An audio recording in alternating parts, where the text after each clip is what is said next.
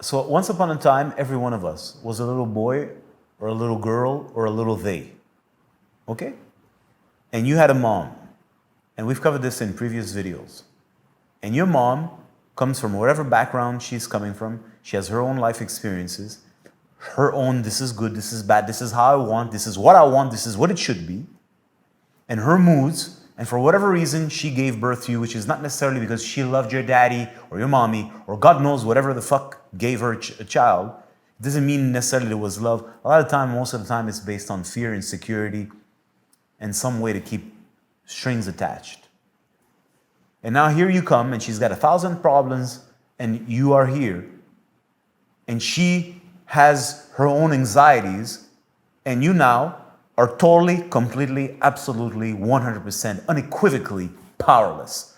You're so powerless, you cannot even raise your own head. You can't run, you can't walk, you can't even hold your piss or shit. You can't wipe your ass. You have no idea where you are. You have no idea how the world works. You are completely powerless. Even a horse baby is not as powerless as a human baby.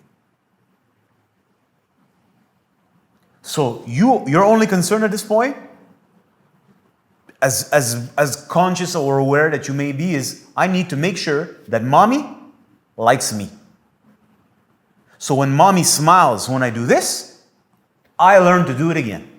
And when mommy frowns when I do this, I learn not to do it again. And try to understand this, children, kids, all of them, and you also as a grown-up, feel people's energy. When you enter in a room and there's a bad energy, you feel it. Ain't nobody need to tell you. You can feel it. It's a vibration, and your body can pick it up. You can feel it, and it's going to make your own inner organs respond. So mommy can smile while in her mind subconsciously or unconsciously secretly wish that you were not there. And this is not to knock on mommy. I got nothing against mommy. This is not about mommy. It's about the reality of the world we live in. Of course, mommy is going to have a conflict with the fact that she secretly wishes you were not there.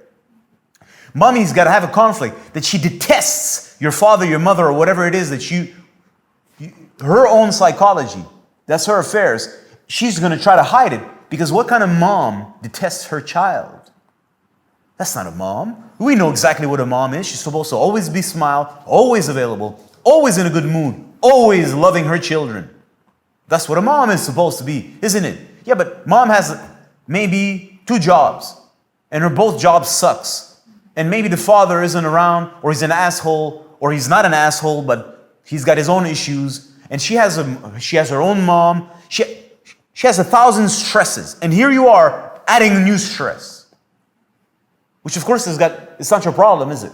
Of course not. You didn't ask to be birthed. So this is the dynamic. So now she's coming in the room and she has got her own anxieties and her own things, and all that is generally pushed down onto the unconscious. And all you got to do is do one thing, and if she's not happy and she's not in the mood for this, she's going to squeeze, her psyche is going to get annoyed. And she doesn't even have to change. She can keep smile at you like you're a moron. And she's just psychically, I can't stand that person. Why don't you stop crying? That's a lot of violence for a little boy or a little girl or a little they that is completely powerless. So what you're going to do? You're going to learn to adapt. That's what you're going to do. This is how it all starts. And this is just the tip of the iceberg. Again, because we're not talking about transgenerational anxieties or karmas or tensions. No, we're just keeping it super simple. So this is the very onset of your life. You are already being trained like a fucking dog to behave and to act according to what is being demanded from you from your environment. This is just mom. Then let's pretend there's a dad or another mom or another dad or God the fuck knows what. You have to adapt to that, and you're powerless. You cannot protect yourself. You cannot fend for yourself. You cannot do whatever you want. You cannot tell somebody off. You're totally 100% dependent. So this is how it begins. Now, take in consideration that mom or dad or they lives in a society which does literally the same to the adults. Our governments do the same to the adults as the adults do to the little powerless child. That's why America loves to think it's special. No, our governments work for us. That's why we have Second Amendment, we have guns. Yeah, sure. But for the rest of the world who doesn't live in fantasy land, the government is an authoritarian regime and you are subject to it, while sometimes in some countries will give you the pretension that no, this is a democracy and we're free and everybody's equal and we love everyone and the government is there, it's your government, it's for your well-being. No, in your system, in your nervous system, just like an animal knows when you're coming at it because you want to hit it, in your nervous system, everybody knows the popo ain't your friend. They don't have to tell you, they can smile. You know that the popo ain't your friend. In the same way, the government ain't your friend. They have absolute total power. And if anything that you do that doesn't please them according to whatever legislation that they've decided to invent today, based on whatever lobbying by whatever organization or corporation that wants this to be legal and this to be illegal. Marijuana is illegal until marijuana is legal. So all these people went to jail because they're smoking weed. Now it's legal because a bunch of people can make a lot of money and it's probably not you or maybe you if it's good for you. Everybody knows the government is an authoritarian regime and tomorrow morning they can just lock you up. Hell, just your taxes. Something might be wrong with your taxes because everybody's taxes is wrong if you really put your nose into it. So what am I saying? We all, like little babies, once had no power in regards to mom and dad or mom and theys. In the same way, the adults live in an environment where they're powerless. They'd like to pretend that they're not because they're morons. They're powerless in the hands of the government, which has absolute total power and dominion. They hold the monopoly on violence. You're not allowed to drive without a document that says that you're allowed to drive. So this is not a government conversation. It's to say, these are the power dynamics in which we live. So if the regime says that the jabba jabba is good for you, you better not say something.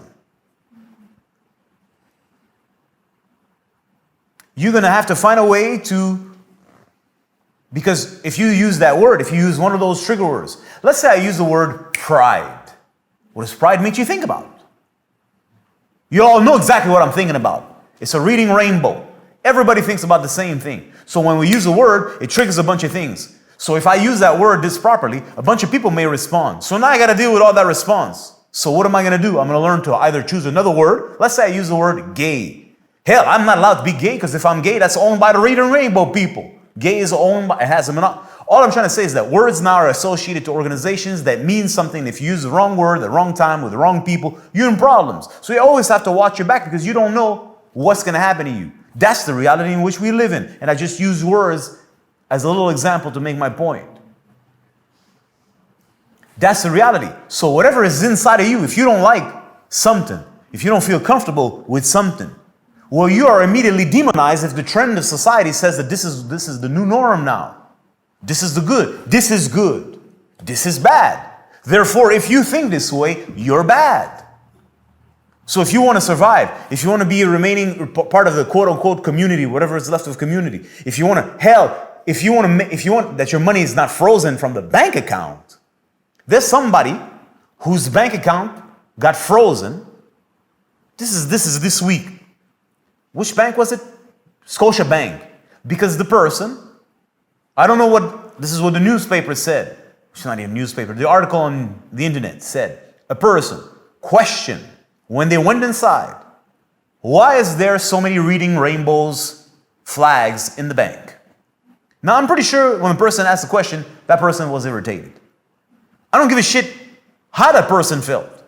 That person asked the question, used the word rainbow, pointing to the flag, and the bank said, we don't want your business here anymore. And we've seen a couple of months ago, they can literally just freeze your account.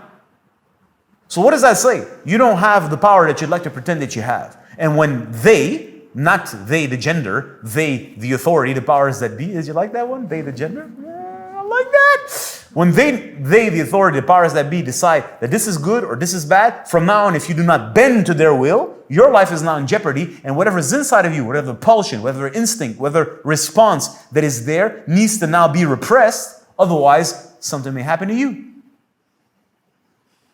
So imagine this has been going on for thousands of years. Not months, not 2 generations, thousands upon thousands upon thousands of years. Hell, let's pretend that the Old Testament is true, and let's pretend the Old Testament starts at 5,000 BC. So we're talking about 7,000 years.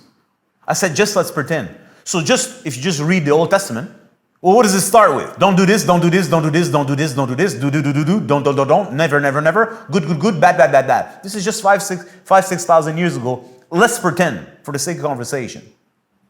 So from the onset, you're barely in the Garden of Eden and there's already rules. Don't do this. You're fucked.